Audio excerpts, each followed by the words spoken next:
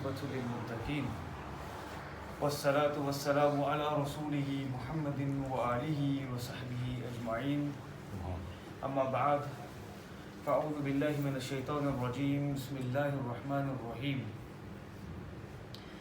ربي هب لي من الصالحين سبحان الله فبشرناه بغلام حليم صدق الله العظيم وصدق رسوله النبي الكريم إن الله وملائكته يصلون على النبي يا أيها الذين آمنوا صلوا عليه وسلموا تسليما اللهم صل وسلم على سيدنا ومولانا محمد وعلى آل سيدنا ومولانا محمد مبارك وسلم وصل عليه. All praises of Allah subhanahu wa ta'ala, the creator, controller of this entire universe. And may the choicest blessings of Allah subhanahu wa ta'ala be upon our Nabi, Nabiullah, Habibullah, Sarkar Medina, Ruh Hasina, Nabi Kareem, Rauf Rahim, Rahmatan lil Alameen, Sayyidul Mursaleen, Khatam al-Nabiyyin, Imam al-Anbiya, Ahmad Mujtaba, Muhammad Arbi, Muhammad Rasulullah, Sallallahu ta'ala alayhi wa alihi wa sahbihi wa barik wa sallam.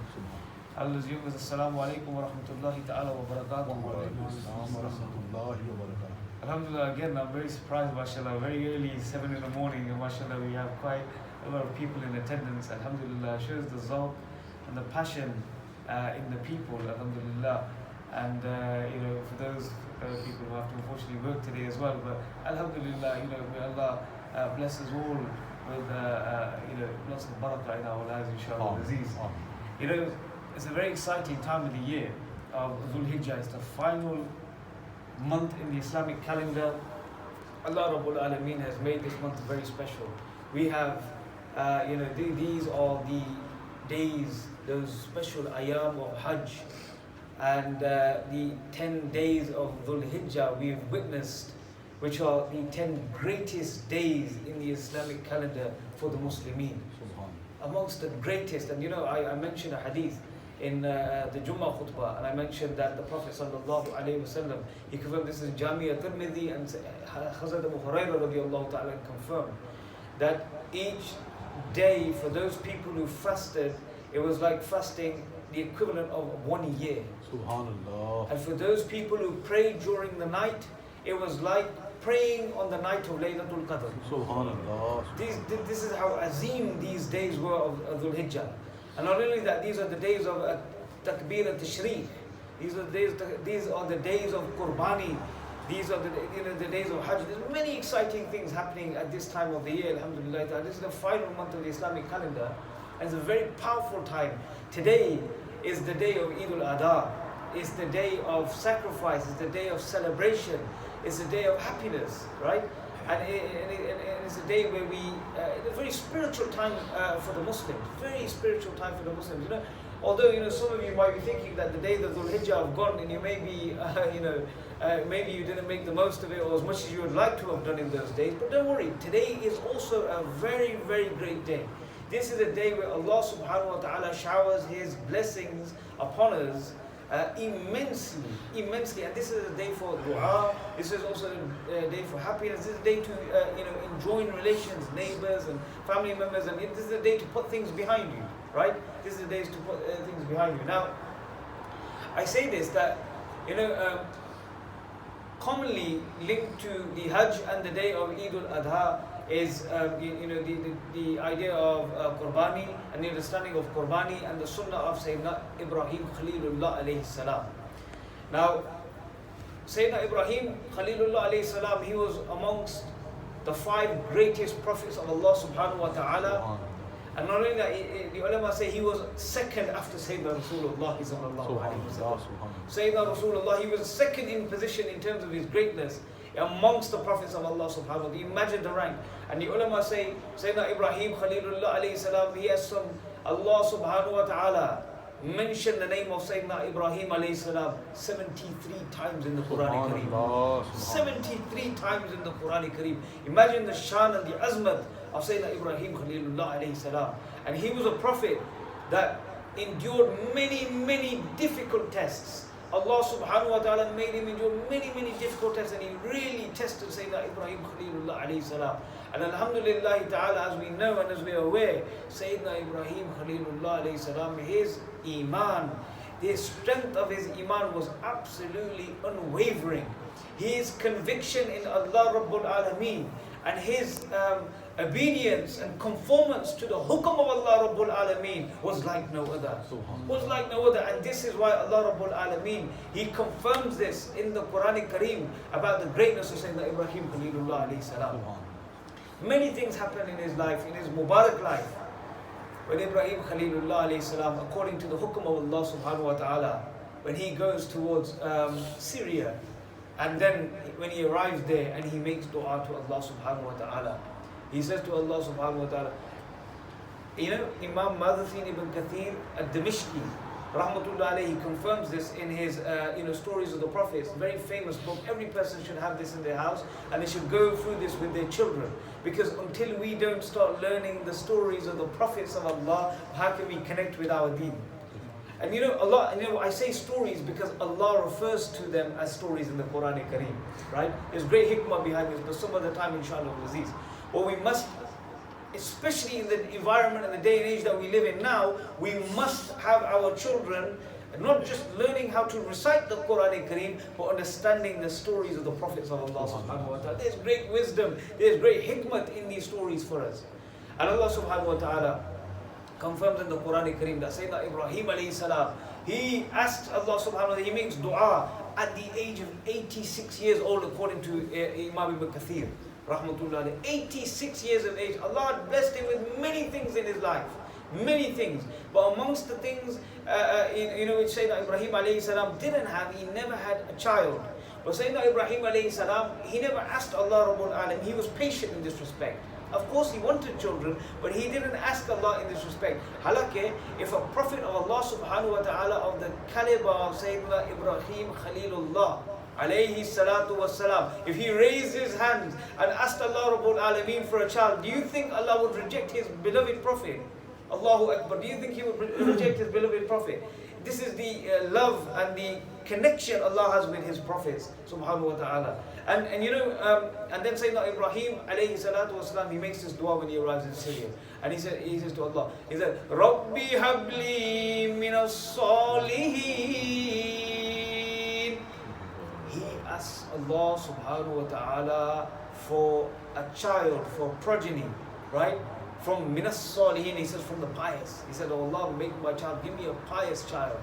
And Allah subhanahu wa ta'ala gives him good news. فَبَشَّرْنَاهُ بِغُلَامٍ حَلِيمٍ. And the next verse, Allah subhanahu wa ta'ala gives confirmation. Good news. Allah subhanahu wa ta'ala will give him Gulamin Halim. This child, he will be one of his attributes, he will be Halim, he will be forbearing. He will be forbearing. Allah gave him news of Hazrat Ismail alayhi salatu wassalam. Of his son, Hazrat Ismail alayhi salatu wassalam. Now, the ulama say, when Sayyidina Ismail alayhi salatu wassalam, when he was still very young. There's difference of opinion as to what his age was. Some say he was 7 years old, some say he was 13 years old. There's differences of opinion. But they say, the Quran says, فَلَمَّا بَلَغَ مَعَهُ السَّعْيَ. They say when this child was of the age of running, when he was old enough to do errands with his father, alayhi salatu wasalam, go back and forth with his father. So some people may translate that as 7, some may say slightly older, but you see the reason for the ikhtilaf. But anyway, different ulama wrote different things. But when he was of the age of running, then Sayyidina Ibrahim alayhi salam, something happens from Allah subhanahu wa ta'ala. Allah subhanahu wa ta'ala inspires Sayyidina Ibrahim alayhi salatu wasalam with a dream. And then he says to his son, Sayyidina Ismail alayhi salam, he has dialect with Sayyidina Ibrahim. The Quran is capturing this. The Quran is capturing this. And then he says, قَالَ يَا بُنَيَّ. He says to his son, he goes, oh my son. He says, Inni ara.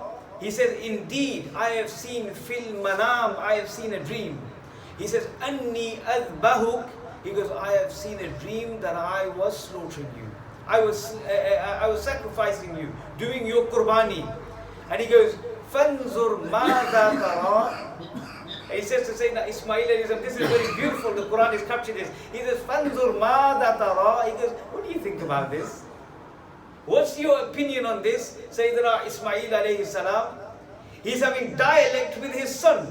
Look at the beauty in this verse, because this is something for parents. Saying Allah subhanahu wa ta'ala is capturing this amazing moment in the Quranic Kareem in the verses of Surah As-Safat. And in this, Sayyidina Ibrahim alayhi salam, Prophet of Allah subhanahu wa ta'ala, he says to his son, he says, I've had a dream, Allah has inspired me with a dream, and I've seen myself doing Qurbani of you. What's your opinion on this? He asks his child, he asks for his opinion, he asks for his dialect, he asks for his response and his understanding on the matter. What does Sayyidina Ismail alayhi salatu wasalam say? Allahu Akbar. Firstly, what we're seeing here, look at the way Ibrahim alayhi salatu wasalam spoke. Look with the love, how they spoke to their son. Allah is teaching us something here about parenting, right? And a young child of such a tender age, it means that we should get them involved from right at the start. We should ask for their opinion. We should ask, to engage them, their minds, even at a very young age, even on extremely important matters. Why? They may, for our children, we're talking about prophets here, this to one side, because the prophets of Allah are up there, okay? But when we're talking about our children, they may get it wrong. They may get it wrong. But when you correct them from that correction, they will learn what was correct. They will learn the hikmah in this. That's why from a young age, we must involve them in these things. Otherwise, maybe they will grow up and they will never learn the rules and the ahkam of deen, because you never involved them. You never told them. Like, the masla of Qurbani. If your child, these days, our children, they're 17, 18, 19, they're baligh. Upon them is wajib to give Qurbani if they have milkiyat of male nisab, right? If they have enough money, right? So £250 and above. If they have that money, they need to give Qurbani. But if you just give it, firstly, the hukum is, if you give it on their behalf, because you're the father, you're well off, alhamdulillah, or the mother gives it on their behalf, and she never asks them, right? Firstly, they will never learn that it was wajib. They'll never understand. After you go, will they give Qurbani? But the hukum in Sharia is, bete, it's your Qurbani, you need to give it. I'll give it on your behalf, but do I have your permission? That's the rule in Sharia. You must ask their permission for the husband, for the wife. Whoever you're giving it on behalf, it's not acceptable as Qurbani until you ask for their permission. Same with zakah. You must ask for their permission. Can I give this zakah on your behalf? Because you don't have it, or I will give it on your behalf. They must accept, and then it happens. But again, there's a process, there's a dialect, right? Anyway, Sayyidina Ibrahim alayhi salatu wasalam, he says this, he has this dream. And he says this dream to Sayyidina Ismail alayhi salatu wasalam. Sayyidina Ismail, can you imagine? He says that I've seen in a dream that I was slaughtering you. And I was doing your Qurbani. What's your opinion on this, my son? And he says to his father, he said, قَالَ يَا أَبَتِ افْعَلْ مَا تُعْمَرْ سَتَجِدُونِ إِنْ شَاءَ اللَّهَ مِنَ الصَّابِرِينَ. Sayyidina Ismail alayhi salatu. Look what he says. Look how he responds to his father. He says, قَالَ يَا أَبَتِ افْعَلْ مَا تُعْمَرْ. He said, oh my father. He says, do as you have been commanded. He says, do as you have been commanded. You will find me, inshallah, to be amongst the patient. To be amongst the patient. You will find me to be amongst the patient. Do as you have been commanded. Oh my father. Sayyidina Ismail alayhi salatu wasalam, he was a young child. He was a young child. Why did he say this in response? He could have said to his father, Abaji, maybe you've just had a dream. Maybe it doesn't mean that you have to do this. But no. The rule of a prophet of Allah subhanahu wa ta'ala, when a prophet sees manam, when he sees a dream, when a prophet sees a dream ru'ya, that dream is law. That dream isn't like my dream and your dream.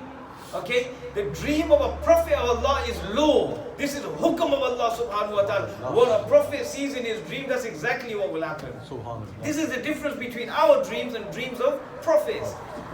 Sayyidina Ismail alayhi salatu wasalam, why did he submit to this?